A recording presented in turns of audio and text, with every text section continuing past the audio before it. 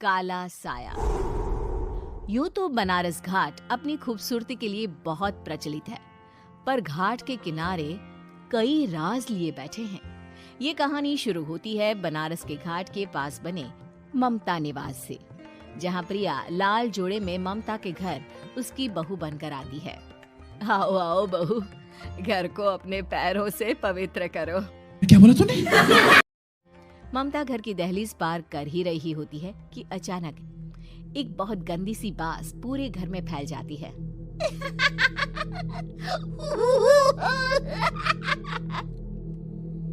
ये बदबू और ये आवाजें, ये कौन हंस रहा है माँ?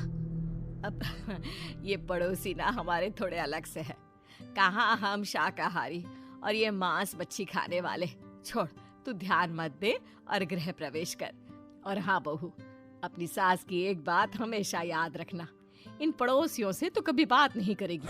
ये बड़ी अच्छी बात कही आप। अच्छे लोग नहीं है ये। अपनी सास की ये बात मानेगी ना बेटा? हाँ माँ, जो आपकी मर्जी, मैं उनसे बात नहीं करूंगी। अगले दिन प्रिया अपनी पहली रसोई बनाने रसोई घर में जाती है। ये छोटी बात तो नाक में जा रही है। एक काम करती हूँ, खिड़की खोल देती हूँ। प्रिया खिड़की खोलने जाती है। इतने जाले, लगता है इस खिड़की को कभी खोला ही नहीं गया। पर ऐसा क्यों? ओह, नॉन वेज की स्मेल आती होगी ना। 2 मिनट के लिए खोल लेती हूँ, फिर बंद कर दूंगी। प्रिया खिड़की खोलती है। खिड़की खोलते ही उसकी नजर सामने वाले घर की खिड़की पर पड़ती है, जहाँ एक लड़की खड़ी होती है। हाथों में मेहंदी, लाल रंग की साड़ी, बिल्कुल सजी धजी, मानो प्रिया की तरह ही वो भी नई नवेली बहू हो। वो प्रिया को देखकर मुस्कुराती है। हे भगवान, माँ ने तो इनसे बात करने को मना किया था। प्रिया फौरन ही खिड़की बंद कर देती है और तवे पर चढ़े रोटी की ओर देखने लगती है, पर वहाँ रोटी न होकर मछली पड़ी होती है। ये क्या? पहली ही रसोई में इतनी बड़ी गलती! हे भगवान, अब मैं क्या करूं? प्रिया बहुत डर जाती है और फौरन रसोई की सफाई करने और फिर सभी के लिए खाना बनाने लग जाती है। जब वो सबको खाना परोसती है, सब तो ठीक है, मैं बेकार में चिंता कर रही थी। हे भगवान, ऐसे ही बस अपनी कृपा बनाए रखना। रात के वक्त जब सब सो रहे होते हैं, तब प्रिया को पायल की आवाज सुनाई देती है, जिससे उसकी आंख खुल जाती है। ये पायल की आवाज कहाँ से आ रही है? प्रिया उठकर उस आवाज के पीछे छत की सीढ़ियों तक जाती है। तभी उसे बच्चे के रोने की आवाज आती है। प्रिया छत पर जाती है तो क्या देखती है? वही लाल साड़ी वाली लड़की अपनी गोद में एक नवजात बच्चे को घुमा घुमा कर सुला रही है। तभी प्रिया की नजर उसके पेट पर पड़ती है।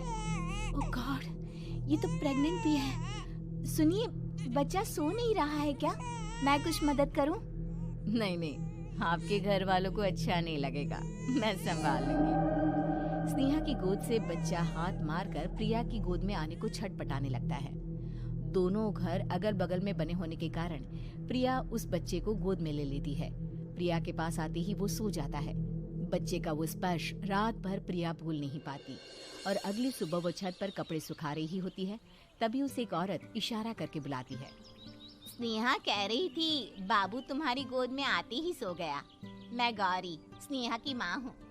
बहू, घर आना, बाबू को खिला भी लेना। शाम को जब घर पर कोई नहीं रहता, बच्चे से मिलने के लिए प्रिया छिपकर अपनी पड़ोसन के घर चली जाती है और कुछ देर बच्चे को खिलाकर वापस लौट आती है।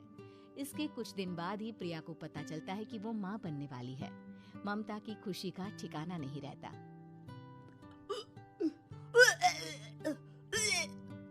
माँ जी, पता नहीं क्यों उल्टी आ रही है।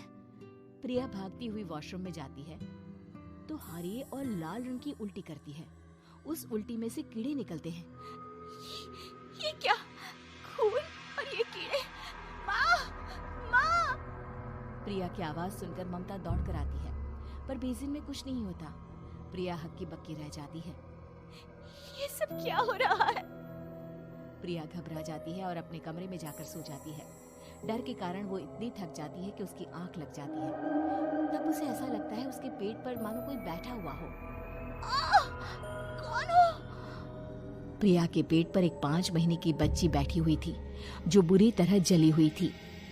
माँ, तुम्ही मुझे लाई ना अपने पेट में? मैं तुम्हारी माँ नहीं हूँ। कौन हो तुम? माँ, देखो मैं जल गई बुरी तरह से। 6 महीने पेट में रहने को भी मुझे नहीं मिला। सहला दो ना माँ। बचाओ, बचाओ, माँ। ममता दौड़कर कमरे में आती है। प्रिया की बातें सुनकर वो सब समझ जाती है। तू कहीं बगल वाले घर में तो नहीं जाकर आई ना बहू? मुझे माफ कर दो, मैं गई थी माँ। उस घर में सब मरे हुए हैं बहू। कई साल पहले स्नेहा उस घर में बहू बनकर आई थी। कुछ ही दिन में वो एक बच्चे को जन्म देने वाली थी। पूरा घर बच्चे के आने की खुशी में खोया था कि एक दिन अचानक उस घर में आग लग गई। सब बुरी तरह जलकर मर गए। गौरी आज भी दादी बनने का इंतजार कर रही है और इसीलिए स्नेहा ने अपना अजन्मा बच्चा तुम्हारी कोख में डाल दिया। ममता ये कह रही होती है कि पीछे से उसके पैरों को एक बच्चा पकड़ लेता है। दादी, दादी। माँ, स्नेहा की गोद में यही बच्चा था। ये बच्चा कौन है फिर?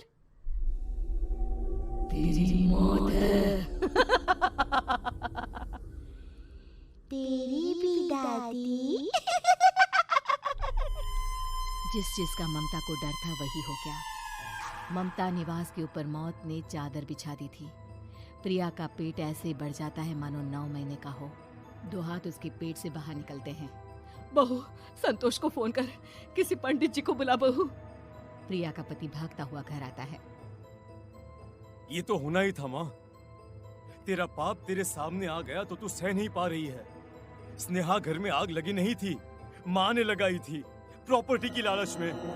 और वो बच्चा मेरी पहली पत्नी का बच्चा है, मेरा बेटा, जो कि उस आग की चपेट का शिकार हो गया था। मैंने तुमसे ये सब माँ के कहने पर छुपाया था। मुझे माफ कर दो प्रिया। तुम अगर चाहो तो यहाँ से जा सकती हो। मैं तुम्हें किसी भी बंधन में रखना नहीं चाहता। मेरी शादी हुई है आपसे, मैं आपको छोड़ नहीं सकती, पर उससे पहले हमें स्नेहा, उसकी माँ और बच्चे की आत्मा की शांति करवानी होगी। संतोष और ममता गौरी के घर जाते हैं। अंदर सब कुछ जला हुआ होता है। जमीन पर जली हुई लाशें बिखरी हुई थी। ममता रो रो कर अपनी करने की माफी गौरी से मांगती है। प्रिया स्नेहा के घर वालों का अंतिम संस्कार करवा देती है और ममता निवास फिर से